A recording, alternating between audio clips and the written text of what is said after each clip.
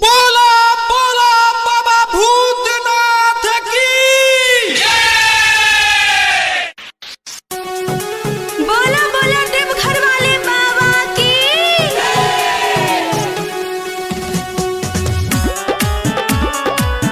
आप सुन रहे हैं माइकल यादव की आवाज में। दुई घूटी बूटी भी चढ़ जाले हो तो सब बोल बम में रम जाले हो। दुई घूटी बूटी भी चढ़ जाले हो तो सब बोल बम में रम जाले हो।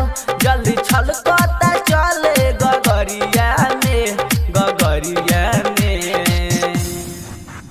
हुजुम जुटेला देवघर नगरिया में, जो से रहेला अलग कंवरिया में।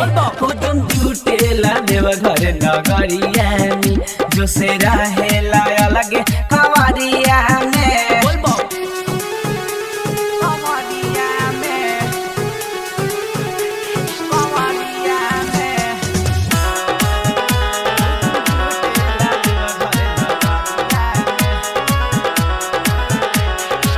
लागी रंगाइल जंग बाटे लाल रंग में हो, बाटे लाल रंग में।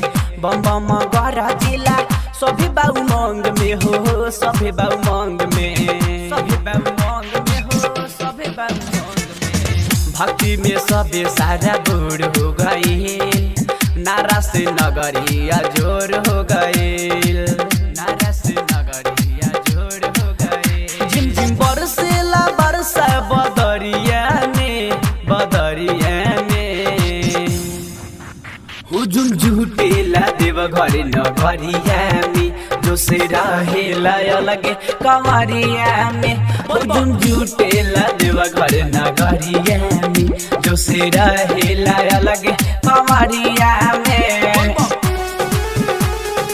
आप सुन रहे हैं माइकल यादव की आवाज में।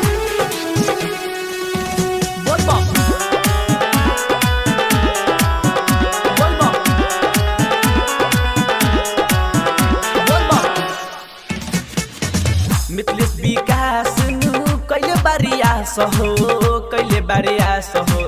माइकल यादव बाबा भइला निराश हो, भइला निराश हो। माइकल यादव बाबा भइला निराश हो। रउए से दुआ बेरी बेरी मांगी हो, दूजा विधाता हम ढेर मांगी हो, दूजा विधाता हम ढेर मांगी हो। जैसे शीतल पाई बियरिया में, बियरिया में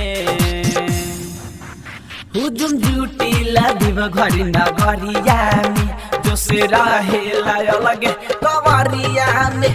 हुजुम जुटेला देवघर नगरिया में, जो से रहेला अलग कंवरिया में। मिक्स बाय मा रिकॉर्डिंग स्टूडियो चंदा।